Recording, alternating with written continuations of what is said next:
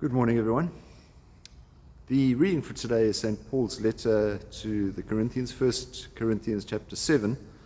Now, remember St. Paul was a single man. We often find situations where St. Paul says it's better not to marry.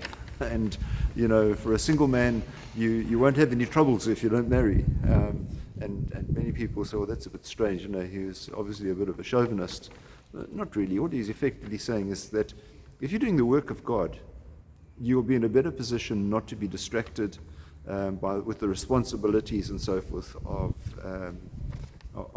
what you need to do for Christ if you have to be concerned about your family. I think it's one of the reasons why we have the vow of celibacy in the church.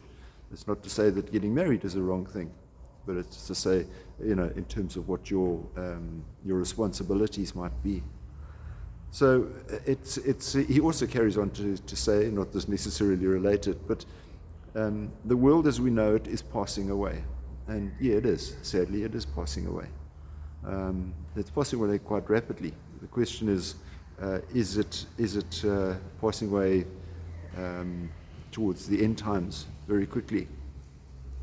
St. Luke in his Gospel today, chapter 6, says, it gives us the Beatitudes, or his version of the Beatitudes, not those we find in Matthew's Gospel. But in there he talks about happy are the poor in spirit. Happy are those, you know, because it's almost a contradiction. If you're happy because there's something bad that's happened, it's not saying that you would find your happiness in the sorrow, but in fact you would find your happiness because your priorities are right.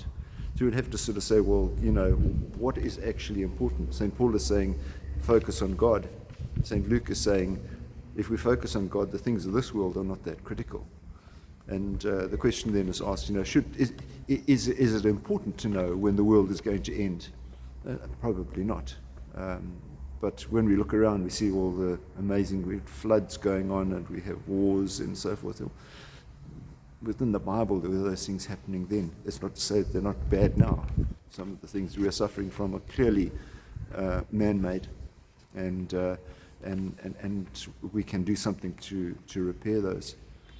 I'm in the church today, and one of the things that I look at here is the aisle, and it fascinates me that so many things happen down this aisle. Little children come in to be baptized for First Holy Communion. I walked my daughter down this aisle to get married, and yet we also have funerals where, you know, the body is brought into the church. That is the cycle of life. Those are the things that we have happening in life, and all of them focus towards God. Let's keep our focus on that and have a wonderful day. And God bless. We'll see you again. Bye-bye.